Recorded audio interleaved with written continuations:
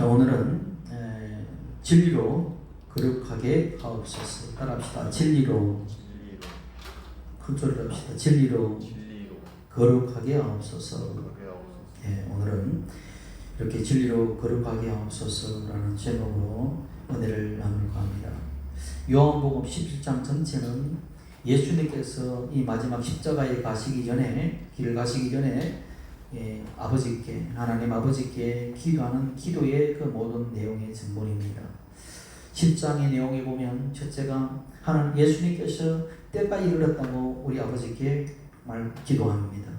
그리고 아버지께 간구하기를 아들을 영화롭게 하옵소서. 아들을 영화롭게 하셔서 아들에게 영화롭게 하심이 바로 아버지를 영광을 받게 하시는 겁니다 라고 기도합니다.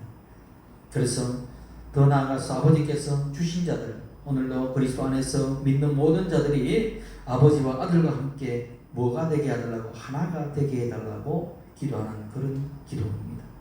그래서 이 그들이 세상의 악에 빠지지 않고 온전하게 보존되고 그들을 진리로 거룩하게 하셔서 아들로 말미암아서 아버지의 본질을 알게 해달라고 간구하고 있는 것입니다. 아버지를 알게 해달라고. 예수님의 기도를 가만히 들여다보면은 우리 인간이 하나님의 존재를 알기 위해서는 우리 인간의 죄성의 본질을 가지고 있는 것이 아니라 아버지의 거룩한 본질로 회복될 때에 하나님의 존재의 그 깊이를 알 수 있다는 것입니다. 그리고 그 거룩을 이루기 위해서는 진리이신 그리스도 안으로 들어가서 그리스도를 통해서 아버지 하나님의 존재를 알 수 있다는 것을 예수님의 기도를 통해서 알 수 있는 것입니다. 여기서 우리가 하나님의 아버지를 이름을 안다. 하나님 아버지의 이름을 알게 하소서. 이 안다라는 헬라어 야다는 단순한 지식의 알미 아니라 인격적인 교제를 통해서 아버지와의 교제를 통해서 그리스도와의 교제를 통해서 성령과의 교제를 통해서 그렇게 우리가 지정의를 드러나누는 그런 교감의 상태, 그것을 아는 그런 알을 말하고 있는 것입니다. 아버지를 알기 위해서는 반드시 그리스도를 통하여야 하고, 그리고 내 안에 있는 그리스도로 말미암아 내가 그리스도를 알 때 하나님 아버지를 안다고 할 수 있는 것입니다. 때문에 하나님과 아들 그리스도 그리고 그리스도인이 하나가 된다는 그 차원입니다. 하나가 될 때 아는 것입니다. 부부가 하나가 되었을 때 부부간에 내가 너를 안다라고 하죠. 남녀가 서로가 안다고 했을 때 그 남녀는 인격적 교제와 뿐만 아니라 하나가 되었을 때 서로 안다라는 그런 의미가 담겨 있습니다. 그것은 창세기로 나와 있지요. 이 땅이 창조되고 난 다음에 하나님의 당신의 형상으로 아담과 하와를 만드십니다. 그리고 그들을 둘이 아니라고 말합니다. 왜? 아담의 갈비에서 취해서 하와를 만들고 그렇게 한 몸이라고 말씀하고 있는 거죠. 그래서 우리도 마찬가지입니다. 영안에서 보면 둘째 아담으로 오신 그리스도와 그리스도 안에서 우리가 지어진 우리 모두가 어떻게 보면은 그 믿음 안에서 영원한 생명을 가진 우리는 하와라는 존재라는 것입니다. 그래서 아담과 하와가 서로 하나이듯이 그리스도와 우리가 서로 하나가 되는 그런 신비의 어떤 그런 관계라는 것을 우리가 말하고 있는 것입니다. 우리가 그리스도와 하나가 되고 하나님과 하나가 되기 위해서는 반드시 성되어야 될 것이 있다. 그것이 뭔가? 그것은 바로 거룩입니다. 하나님은 거룩하신데 인간은 거룩하지 않고 죄성을 가진 존재라면 죄와 거룩이 하나가 될 수 있겠습니까? 안 되는 것입니다. 하나가 되기 위해서는 거룩하신 분이 죄인으로 오든지 아니면 죄인인 우리가 거룩하게 되든지 둘 중에 하나가 되어야 되는 겁니다. 중간은 없어요. 거룩한 사람의 우리가 죄인으로 오셔서 우리와 하나가 되든지 아니면 죄인인 우리가 거룩한 존재가 되어서 그분과 하나가 되든지 그렇게 될 때 우리가 하나가 될 수 있는 것입니다. 우리는 하나님과 우리 인간은 하나가 될 수 있는 존재죠. 왜? 하나님은 거룩하신 분이고 온전하신 분이고 우리는 불완전한 존재요 우리는 죄투성이기 때문에 하나가 될 수 있는 관계입니다. 근데 그 관계를 누가 메꾸시느냐? 예수 그리스도께서 오셔서 그것을 관계를 메꾸시는 것입니다. 굉장히 중요한 진리인 것입니다. 거룩하신 하나님으로서 죄인의 형상으로 인간이 되어서 오신 분이 바로 예수 그리스도이기 때문입니다. 마찬가지로 죄인인 우리를 거룩하신 당신 안에서 우리를 담으셔서 거룩한 존재로 바꾸시는 것입니다. 그래서 아버지와 거룩하신 아버지와 하나 되게 하신 분이 누구냐? 바로 예수 그리스도인 것입니다. 굉장히 큰 진리를 담고 있는 것입니다. 그래서 그리스도인이 거룩한 분이라고 하는 이유는 바로 그리스도를 본받아서 거룩한 행실을 하기 때문에 거룩한 성도냐. 여러분들은 예수 믿은 지 오래되었는데 거룩한 행실로 지금 살아가고 있습니까? 아니면 죄의 모습을 가지고 미워하고 때로는 다투고 혈기내고 살아가고 있습니까? 다 우리가 행실로 보면 거룩한 성도라고 말할 수 없죠. 죄인 가운데 그런 것이 그래서 성도라고 불리는 것이 아니라 그냥 죄인 가운데 우리 그리스도께서 오셔서 우리 죄를 담당하시고 내 죄를 처리하시고 너의 죄를 처리하시고 우리 죄를 처리하시고 그래서 당신의 아름다운 의를 우리에게 편입해 주셔서 우리를 거룩하지 않는 자를 거룩하다 하셨기에 우리는 성도가 되었 것입니다. 그래서 이런 관점에서 볼 때에 세상의 종교와 우리 기독교는 다른 것입니다. 오늘날 수많은 그리스도인들이 예수 그리스도의 복음을 우리가 받고도 복음을 온전히 이해하지 못하고 그저 세상의 종교의 관점에서 하나님의 말씀을 가르치고 하나님의 말씀을 받고 그렇게 예수님의 가르침을 열심히 따라서 살아보려고 노력하고 힘쓰고 애를 씁니다. 그래서 이러한 분들이 예수님과 노력은 때로는 극단적인 금식으로 나아가고 그리고 몸에 잠을 자지 않으면 철회로 나아가고 자기 죄를 주님 앞에 내어놓고 회개하고 기도하면서 자기 삶의 자세와 그런 나쁜 습관들을 우리가 생각들을 하나하나씩 고치며 나아갑니다. 그런데 이렇게 금식하고 철회하고 기도해서 그 사람은 거룩해졌는가라고 물었을 때 그렇게 금식하고 철회해서 당신은 거룩해졌음이라고 물었을 때 뭐라고 합니까? 아직도 나는 죄인입니다. 아직도 멀었습니다. 그런 노력으로 한다면 우리는 죽을 때까지 뭡니까? 자기 힘과 노력으로는 온전한 믿음의 사람으로 온전한 거룩의 사람으로 이룰 수 있느냐? 없습니다. 불교에서는 성필 스님 같은 그런 명벽 수양 10년 동안 벽만 보고 수양했던 분은 몰라도 우리 같은 세상에서 뭡니까? 살아가면서 모든 사람으로 죄투성이를 문제를 뒤집어 쓰고 사는 사람은 그런 거룩한 삶을 산다는 것은 참 어려운 일인 것입니다. 그러면 이런 사람들은 거룩한 자가 아닌가? 여러분은 거룩한 자가 아닌가? 말도 온전하고 행동도 온전하고 생각도 온전하고 사랑과 귀락과 화평의 그런 천국의 삶을 온전히 이루고 살고 있는가? 예수 믿으면 이런 기준에서 네라고 대답할 수 있는 사람이 과연 몇이나 되는가? 예수를 만나고 하나님의 천국의 지옥을 체험을 하는 그런 분들도 그런 체험을 할 때는 세상을 다 가진 것 같고 진리를 만난 것 같고 기쁨 속에 충만하지만 또 일상 속에서 살아가다 보면 또 나름대로 낙심하고 절망하고 뭡니까? 때로는 슬픔도 다가오고 절망도 다가오고 두려움도 다가오는 것이 뭡니까? 우리 그리스도인입니다. 때문에 성경에서 진리 안에 거룩이라는 것, 그 굉장히 중요한 개념입니다. 그냥 거룩이 아니라 진리 안에서 거룩하게 하옵소서라는 예수님의 그 말씀의 기도가 굉장히 중요한 깊은 의미를 담고 있다는 것을 알아야 됩니다. 그래서 세상의 관념 속에서는 그런 차원의 거룩이 아니라는 것입니다. 오늘날 교회 다니는 분들이 일컬어서 성도라고 그러죠. 성도는 한문 그대로 풀이하면 거룩한 무리입니다. 과연 그들이 성도로 불릴 만큼 그런 거룩한 무리들인가? 한번 반문해 보십시오. 가만히 보면 예수를 믿고 교회를 다녀도 도덕과 윤리적인 면에서 또 생각과 마음에서 그들이 정말로 거룩한 사람들인가 들여다보면 세상 사람들과 조금도 차이가 없습니다. 별반 차이가 없어요. 조금 보면 나을 뿐이겠죠. 그런데 그리스도인들도 한번 보십시오. 똑같이 미워하고 불안하고 두려워하고 시기하고 질투하고 망령된 말을 하고 망령된 때로는 행동도 하는 사람들입니다. 그런데 왜 그들이 뭡니까? 세상 사람들과 구별되어서 성도라고 거룩한 무리들하고 불리는가? 과거에 초대교회에서는 위대한 사람들을 보게 되면은 그 사람들의 삶이 너무나 아름다웠습니다. 숭고했습니다.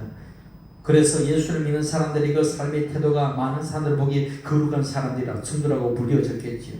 그럼 오늘날 그렇게 그 사람들이 세상 사람들을 보기에 거룩한 무리들이랄 만큼 불려지고 있는가? 오히려 세상 사람들은 저들을 말하면 말쟁이다. 입만 가지고 산다. 저들은 겉과 속이 다른 사람들이다. 이중인격자다. 회칠한 무덤이다. 어떻게 보면 우리는 성도가 아니라 바리새 교인들일 수도 있는 것입니다. 근데 그런 관계에서 그런 척도로 보게 되면은 성도가 안 될 수 있죠. 때문에 그러면 왜 우리를 성도라고 부르는가? 그것은 그 성도라고 부르는 기준이 누구에게 있는가? 나 자신에게 있는가? 아니죠. 나의 의로운 행위 때문에 있는가? 나의 거룩에서 그 성도라고 불림을 받는 것인가? 아니죠. 내가 거룩이라고 부르는 그 기준은 뭡니까? 나 자신이 있는 것이 아니라 내 안에 오신 거룩하신 분 때문에 성도가 되는 것입니다. 거룩하신 하나님이 내 안에 오셨고 거룩하신 그리스도가 내 안에 계시기 때문에 나는 비록 껍데기는 더럽고 추하나 내 안에 뭐가 있다? 보배가 있기 때문에 그 보배를 아름답고 거룩한 분이 있기 때문에 나는 비록 불의하고 추하고 악한 죄인이나 내 안에 누가 계시다? 보배롭고 아름답고 거룩한 그분이 계시기에 우리를 뭐하다? 거룩하다 이렇게 말씀하는 겁니다. 다시 말하면 내가 거룩해서 성도가 아니라 거룩하신 하나님 안에 있는 존재가 되었기에 내가 성도라고 불리는 것입니다. 그것은 비유하자면 이렇습니다.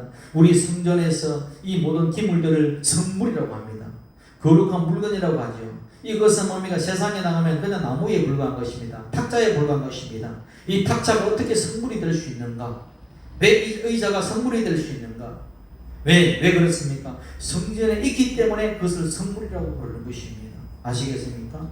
성전에 있기 때문에. 마찬가지로 나 자신이 누구의 하나님의 성전이신 그리스도 안에 참 성전이신 그리스도 안에 있기 때문에 내가 성도가 되는 것입니다. 거룩하신 그리스도가 성령으로 내 안에 계시기 때문에 내가 성전이고 또 동시에 내가 성도가 되는 것입니다.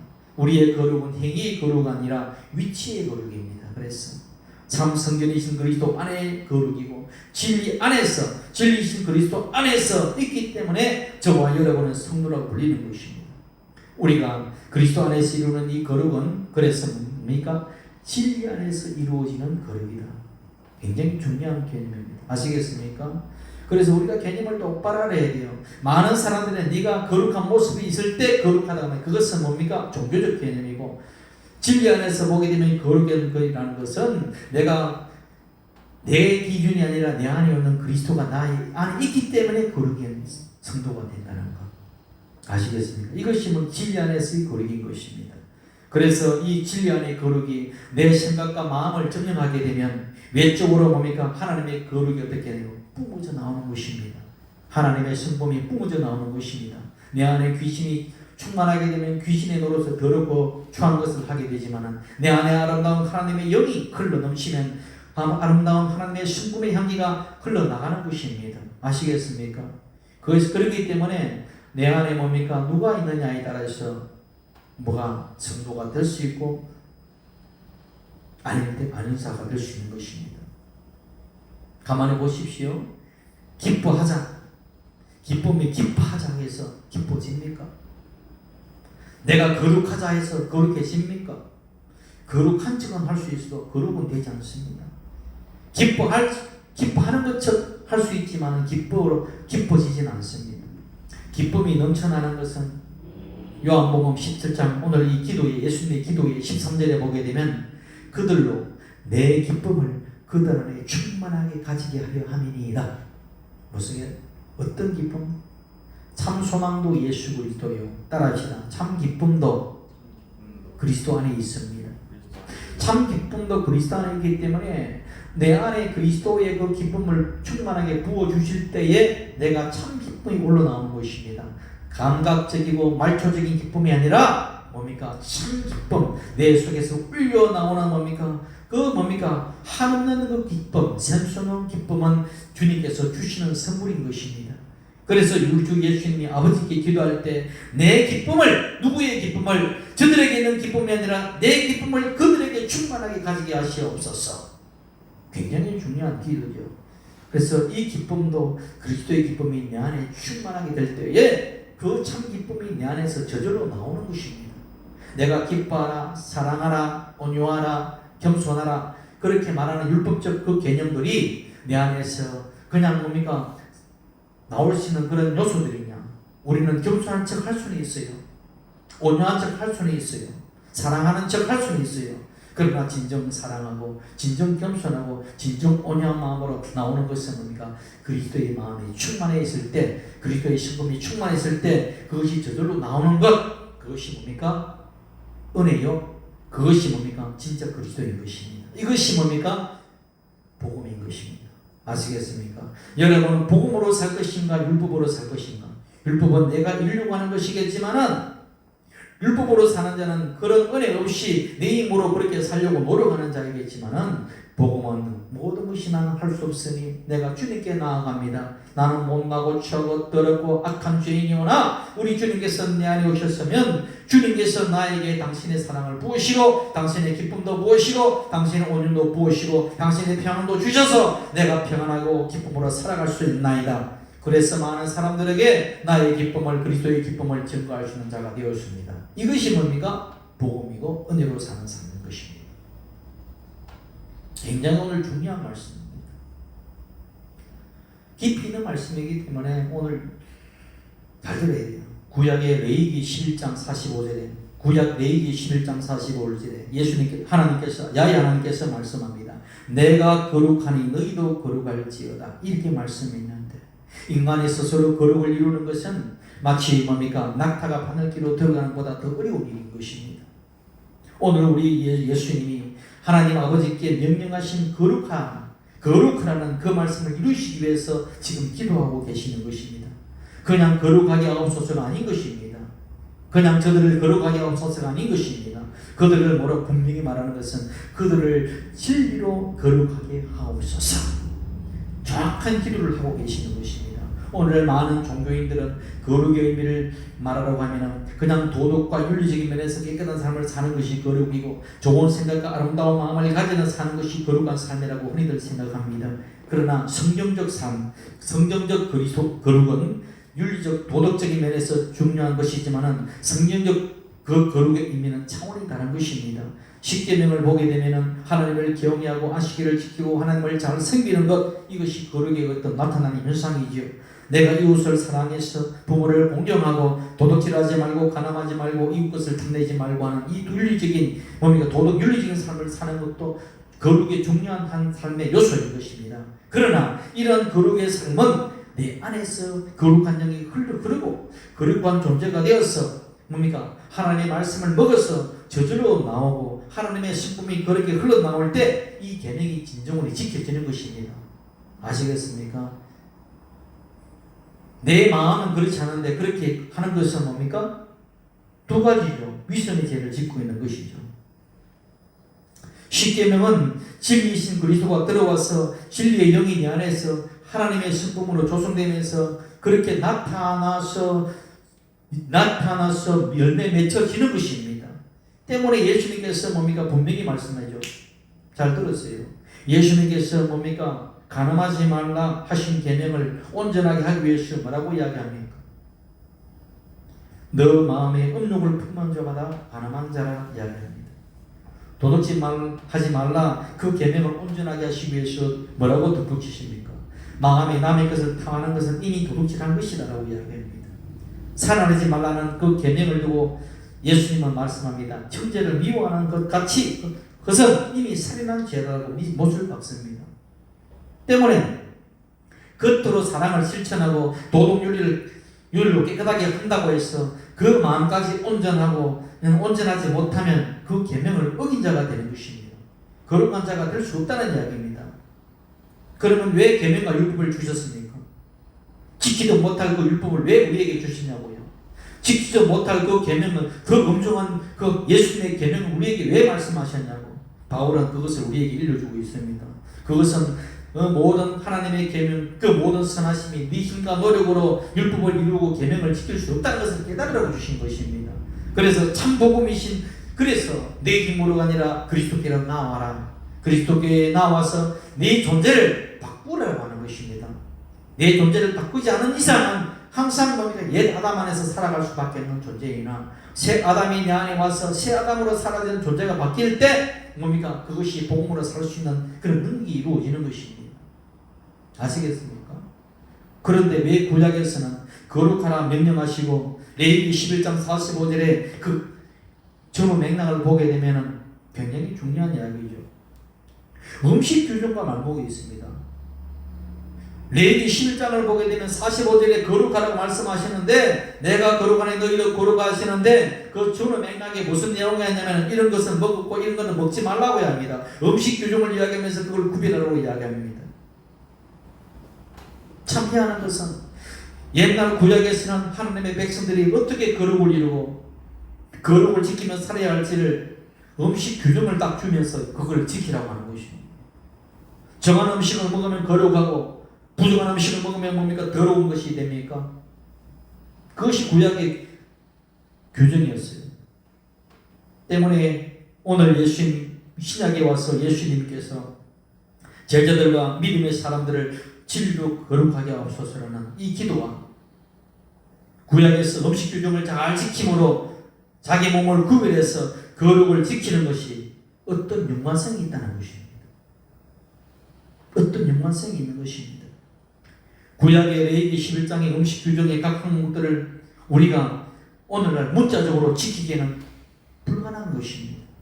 왜? 정한 음식은 먹되 부정한 음식은 먹으면 안 돼요. 그러면 우리는 돼지고기 먹으면 다들 부정한 사람이에요. 거룩한 사람이 될 수 없습니다. 삼겹살 먹고 얼마나 돼지고기를 잘 먹습니까? 짐승의 죽음까지도 만지면 부정하기 때문에 거룩은 떠나는 것입니다. 그리고 기어다니는 그런 짐승들, 나는 자연인이다 보게 되면 군뱅이들이 꿀꿀 기어다니죠. 그걸 구워서 먹습니다. 성경적으로 말하면 그건 기어다니는 거기 때문에 그건 부정하기 때문에 먹지 말아야 됩니다. 이것이 이스라엘 백성들이 그 거룩은 무엇을 먹는 것과 직접적인 연관을 가지고 있는 것입니다. 레위기 11장 44장 45절을 읽어드릴게요. 나는 야훼 너희 하나님이라. 내가 거룩하니 너희도 몸을 구별하여 거룩하게 하고 땅에 기는 길짐승으로 말미암아 스스로 더럽히지 말라. 나는 너희의 하나님이 되려고 너희를 애굽 땅에서 인도하여 낸 야훼라. 내가 거룩하니 너희도 거룩할지니라. 이렇게 구약에서는 거룩을 이루는 것이 정한 짐승은 먹고 부정한 짐승은 먹지 않는 것, 이것이 거룩이 중요한 요소라는 것. 아시겠어요? 뭐라고요? 정한 음식을 먹으면 거룩한데 부정한 음식을 먹으면 그냥 더러워진 인간이 된다는 겁니다. 예를 들어서 소나 양이나 염소와 같은 정한 짐승을 먹으면 그거는 거룩한 삶을 사는 것이만 땅에 기어다니는 뱀을 먹는다거나 낙타와 사반이나 토끼를 잡아먹으면 그건 부정한 것이 됩니다. 하지 않는 짐승을 잡아먹으면 부정하게 되는 것입니다. 그리고 짐승의 사체를 만지는 것도 부정하게 되는 것입니다. 거룩하고는 거리가 먼 것입니다. 그래서 이 유대인들은 자기가 이 레위기 11장의 구약의 말씀, 모세오경을 그들은 하나님의 말씀으로만 보고 있습니다. 지금도 바리새인들은 다른 말씀은 성경이라 말하지 않아요. 그냥 규례일 뿐이고 율례일 뿐이죠. 하나님의 말씀, 성경이라고 하는 것은 그들은 신약과 믿지 않습니다. 오직 뭡니까? 모세오경, 창세기, 출애굽기, 레위기, 민수기, 신명기, 역 다섯 개만 자기들은 가장 중요한 성경이다라고 생각하는 사람입니다. 때문에 레위기에 나오는 11장에 나오는 이 규정은 굉장히 중요한 것입니다. 왜? 거룩한 자가 거룩하게 지켜야 되기 때문에. 그래서 자기 의를 내세우는 수단으로 오인했습니다. 레위기 11장이 오히려 하나님의 올바른 정신을 잃어버리고 껍데기만 남게 되었을 때 이스라엘의 신앙은 신음을 잃어버리게 되는 것입니다. 시편에도 시편 24장 14절에 이스라엘에게 요구하시는 것은 뭐냐? 깨끗한 손과 정결한 마음이라는 것입니다. 외적이고 형식적인 그런 절차가 아니라는 이야기입니다. 예수님도 바리새적인 율법 형식과 그런 거칠이가 아니라 내 마음의 청기를 통해서 인간의 구원의 첫 뜻을 이야기해주고 있는 것입니다. 그것이 마가복음 7장 13절에서 뭐라고 하는가 하면 너희가 전한 전통으로 하나님의 말씀을 피하고 또 이 같은 일을 많이 행하느니라 하시고 무리를 다시 불러시되 너희는 다 내 말을 듣고 깨달으라. 무엇이든지 밖에서 사람에게로 들어가는 것이 너희 사람을 더럽게 하지 못하되 사람 안에서 나오는 것이 사람을 더럽게 하는 것이라 하시고 그러니까 예수님의 말씀은 구약의 먹는 규정과 전혀 관계없는 말씀하시는 것이요.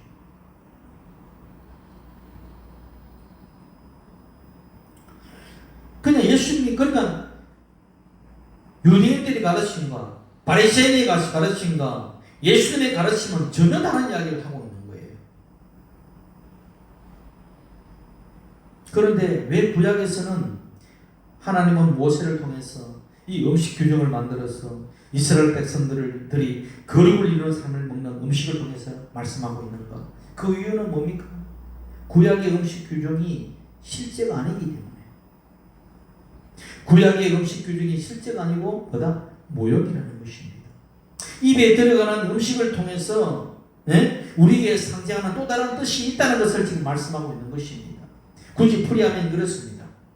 기어다니는 짐승을 먹지 말라고 하는 것은 성경에서 기어다니는 대표적인 짐승이 뭐예요? 뱀이죠. 뱀은 무엇을 상징합니까? 하나님의 저주를 받은 저주를 상징하고 있는 것입니다. 왜 예수님이 녹뱀이라고 상징했습니까? 녹뱀이 달렸기 때문에 그 녹뱀을 바라보는 자마다 불뱀에 물려 죽어가는 자들이 녹뱀을 바라보고 살아났죠. 이스라엘 광야에서. 기억 안 납니까? 저주가 달려버리기 때문에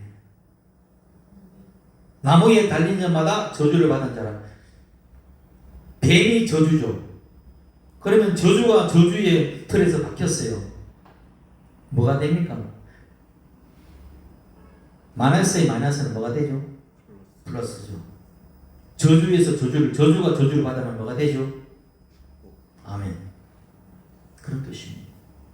왜 나무에 뭡니까? 장대에 높이 달아서 높임을 달았습니까? 나무에 달는 저주를 받은 건데 그 저주가 저주를 받으니까 어떻게 돼요? 복이 되는 것입니다. 하나님의 은혜인 것입니다. 그래서 그거 기어다니는 것을 먹지 마라. 저주를 네가 먹지 마라. 너 삶 가운데 저주를 먹지 말라는 것입니다. 되새김을 하지 않는 그걸 먹지 말라고 하는 것은 우리가 하나님의 양식인 참된 양식을 우리가 먹되 되새김을 통하여 우리가 마음 깊이 내 생의 양식이 되어야 됩니다. 불구하고 되새김을 하지 않는단 말이죠. 하나님의 말씀을 깊이 묵상하지 않는단 말이죠. 그건 아무 의미가 없는 것입니다. 굽이 갈라지지 않는 짐승은 부정하다고 말합니다.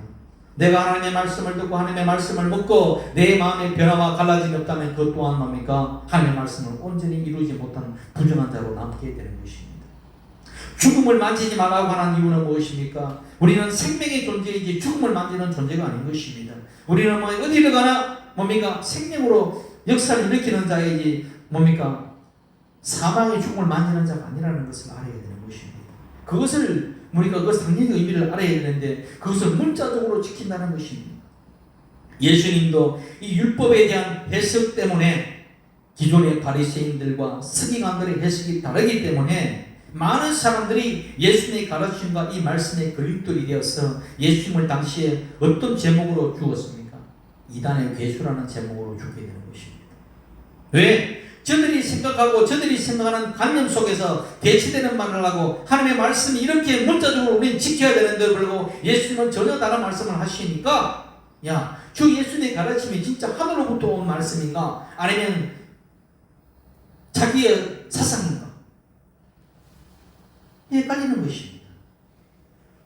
그래서 예수님을 십자가에 못 박힌 길로 가게 되는 것입니다. 여러분, 기독교는 그 옛날에 구약을 율법의 규례를 문자적으로 지키는 유대교가 아닙니다. 그리고 구약의 그것을 문자적으로 지키려고 노력하는 이슬람 종교가 아닌 것입니다. 기독교는 구약의 말씀을 뭐로 보는 것입니까? 그리스도로 보고 그 구약의 뭡니까? 모형 종교가 아니라 그 모형이 실제가 되는 그리스도를 믿는 종교인 것입니다. 그래서 그 그리스도가 참 진리고 그리스도가 참 실제라는 것, 그래서 그것이 생명의 종교라는 것을 알았다는 거예요. 구약의 제사는 정한 음식이라고 하는 양이나 소나 비둘기를 잡아서 제물을 올려드렸지만은 이 뭡니까? 신약의 제사는 더 이상 짐승의 제사를 올려드립니까? 안 올려드립니까? 짐승의 제사를 올리지 않습니까? 제물을 올리지 않습니까? 왜? 양도 양이신 그리스도를 예표하는 것이고 소도 그리스도를 예표하는 것이고 비둘기도 성령을 예표하는 것이기 때문에 그 모든 것이 뭡니까? 그리스도를 예표하는 것이에요. 때문에 구약의 정한 음식도 실제는 뭡니까? 예수 그리스도의 몸을 상징하고 있는 것입니다. 결국은 구약의 정한 음식과 제물은 모두 예수 그리스도를 위한 그림자요 모형인 것입니다. 모형은 실제가 오면은 그 모형은 쓰임이 끝이 나는 것입니다. 그 실제가 그 자리를 차지하게 되는 것입니다. 구약에서 모세를 통해서 하나님이 내가 거룩하니 너희도 거룩하라는 말씀을 어떻게 이루는 것입니까? 음식을 먹음으로 말미암아 이루는 것처럼 우리는 실제 뭡니까? 정한 음식인 예수 그리스도의 살을 먹음으로 말미암아 거룩한 존재가 되는 것입니다. 아시겠습니까? 사람들은 세상의 부족한 음식을 먹게 되죠. 세상의 문화를 먹게 되죠. 세상의 사상을 따라가는 걸 통해서 세상의 음식을 먹고 살아가는 존재지만 우리는 하늘에 오는 하늘의 만나를 먹고 살아가는 존재가 됐다는 이야기입니다. 그것이 뭡니까? 거룩한 사람들이 살아가는 그 뭡니까? 왜 거룩한 사람인가? 그것은 거룩한 존재의 정한 음식을 먹기 때문에 이 세상의 유일한 정한 음식은 예수 그리스도밖에 없는 것입니다. 하늘의 만나인 그 만나도 모형인 것이고 그 실제는 그리스도인 것입니다. 이스라엘 백성이 광야 인생에서 무엇을 먹고 살았느냐? 하늘에서 만나를 먹고 40년을 살았습니다. 40년이라는 광야의 인생의 그 숫자는 굉장히 중요한 의미를 가지고 있습니다. 땅의 숫자가 4라고 알고 있죠. 노아의 홍수가 40일이었습니다. 광야의 뭡니까? 삶이 40년이었습니다. 예수님께서 공생애를 시작하기 이전에 기도하시는 그 일수가 40일이었습니다. 왜 40일4가 중요하냐? 우리 인생의 모든 살아가는 연수가 40일이요, 40일이요, 40년이고 4이라는 것입니다. 이 4는 땅의 숫자일 것입니다. 100년을 나도 40일이요, 100년을 살아도 40년인 것입니다. 40년 동안 하늘의 만나를 경험한 이스라엘 백성들이 그 만나도 실제는 뭡니까? 그리스도라는 것을 알게 되는 것입니다. 그것을 언제 말씀하시는입니까? 예수님께서 제자들을 모아놓고 성찬식에 대해서 말씀하실 때에 요한복음 6장 48절에 당신께서 뭐라고 말씀하시느냐? 나는 생명의 떡이라고 말씀하십니다. 조상들이 광야에서 만나를 먹었어도 죽었거니와 뭡니까? 하늘에서 내려온 진짜 실제인 만나 바로 예수 그리스도의 당신을 먹음으로 말미암아 죽지 않는다고 말씀하고 있는 것입니다. 너가 진짜 먹을 것은 뭐냐? 바로 인자의 살을 먹어야 된다는 것입니다. 인자의 살을. 구약에서 정한 음식을 먹고 정한 제물을 올리고 제사야 거룩을 이룬다는 그 규례가 신약에 와서는 예수 그리스도께서 뭡니까? 정한 음식이 실제가 되고 만나가 실제가 되고 그것이 인자의 살을 먹고 그렇게 뭡니까? 제물을 올려드리는 그 제물로 예수 그리스도 이름으로 올려가는 것입니다. 예수님은 진리라고 말하죠. 진리는 뭡니까? 헬라어로는 알레티아라고 합니다. 알레티아를 원 그대로 번역하면 진리는 한자인데 우리나라로 그대로 번역하면 실제가 되네. 실제가 더 정확한 거예요. 허상이 아니라 실제다. 나도 허상이에요. 그러나 내 안에 있는 그리스도가 실제인 것입니다. 여러분의 껍데기가 허상인 것입니다. 그리고 하나님의 그리는 그리스도가 실제인 것입니다. 그렇기 때문에 예수님이 진리라는 것, 진리라고 하는 것은 예수님이 알레테이라는 것은 바로 구약의 모든 교리의 실제가 예수님이라는 것입니다.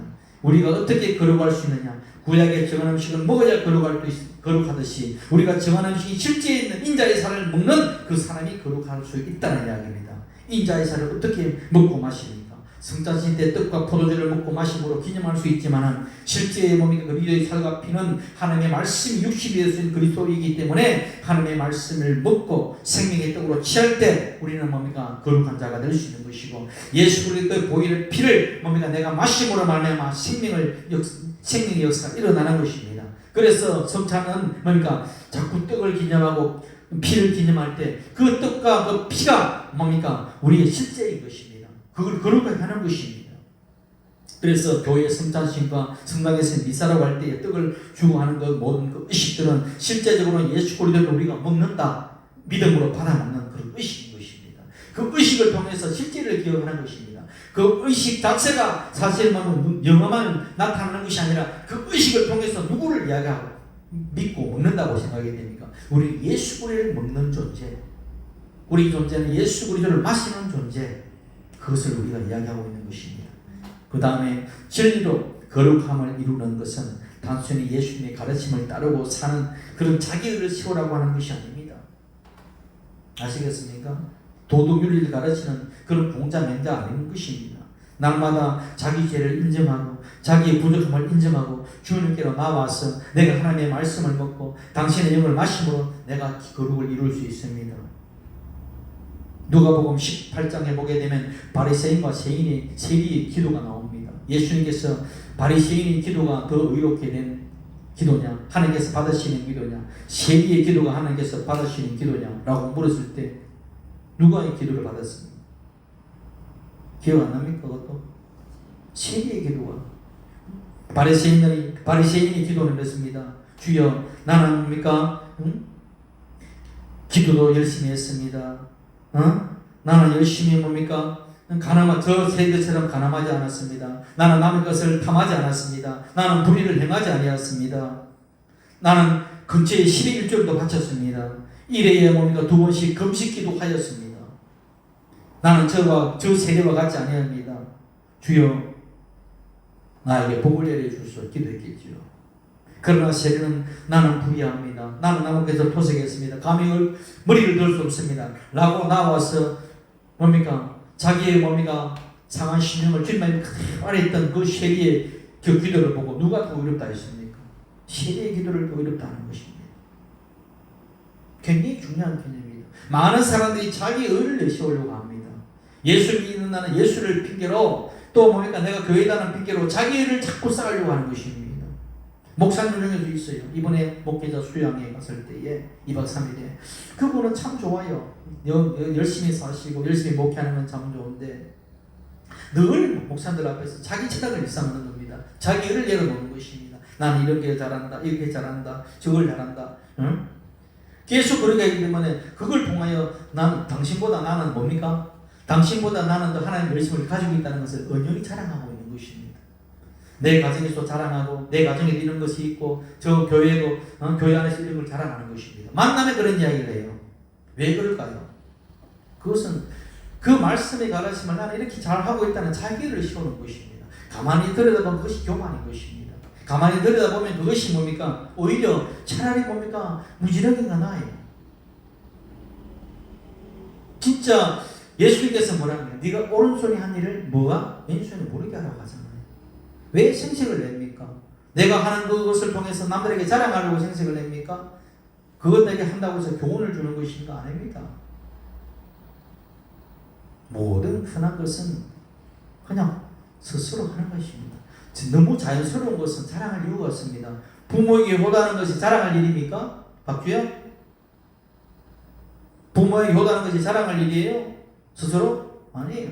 그건 당연한 일인 것입니다. 아시겠습니까? 당연한 것을 자랑하고 있다는 것 자체가 그것도 뭡니까? 자기를 드러내고 있는 것이죠. 자기는 생생되지 않습니다. 하나님의 그 뭡니까? 의는 생생되는 것이 아닙니다. 모든 것이 그래요. 왜? 그렇게 함으로써 나는 당신보다 의롭다는 것을 은연중에 자기를 내세우고 있는 겁니다. 정말 그런 사람을 예수님이 기뻐할까?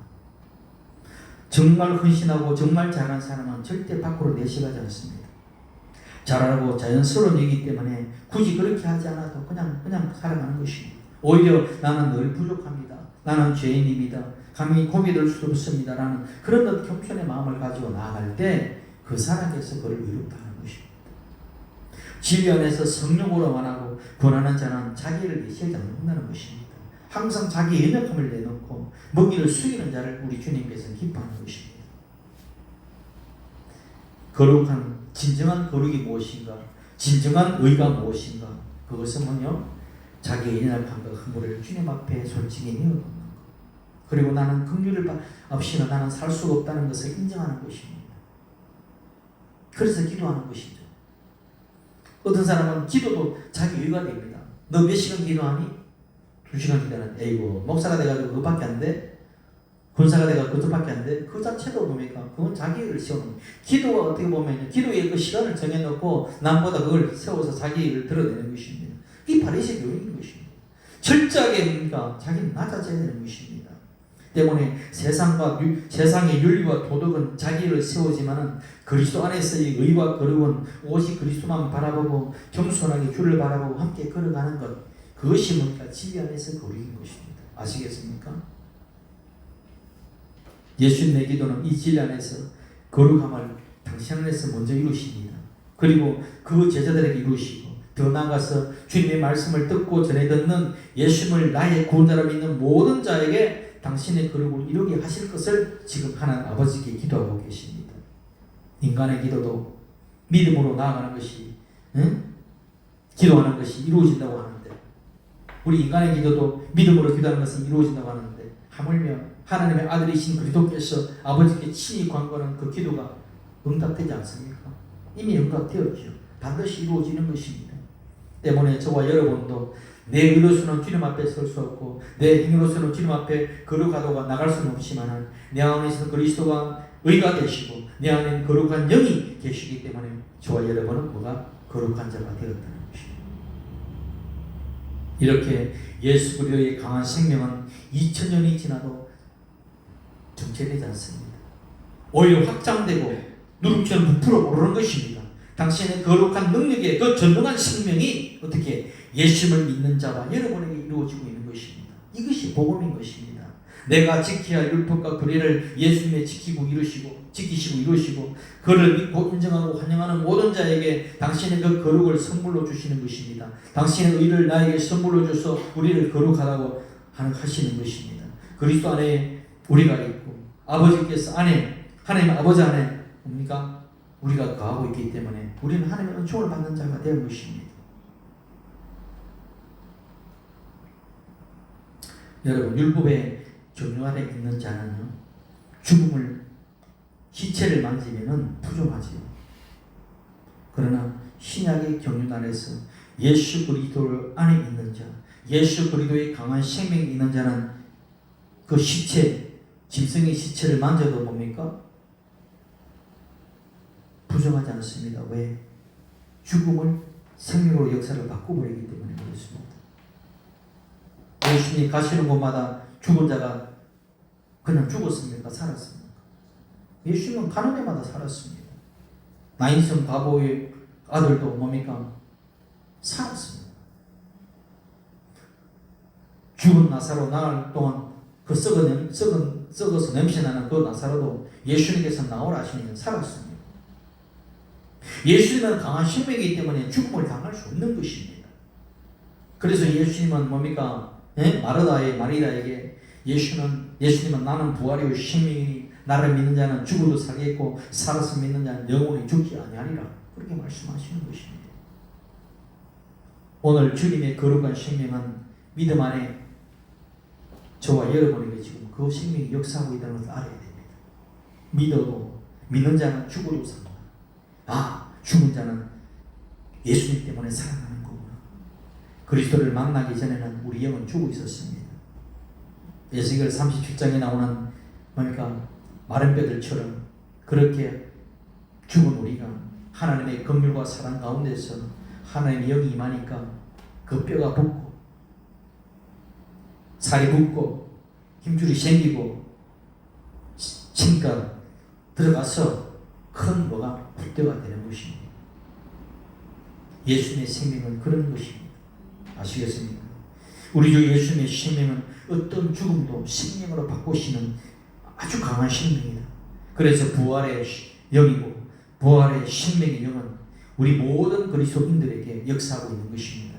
예수를 믿는 자마다 뭡니까?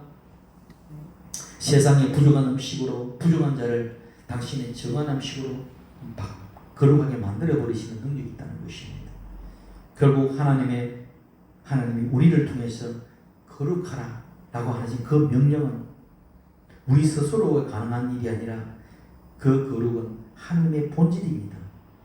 우리 인간이 거룩을 이루는 것은 거룩한 것을 내 안으로 받아들이고 그 거룩한 본질이 내 안과 몸 안에 거룩한 생명을 역사할 때 그 거룩이 되는 것입니다.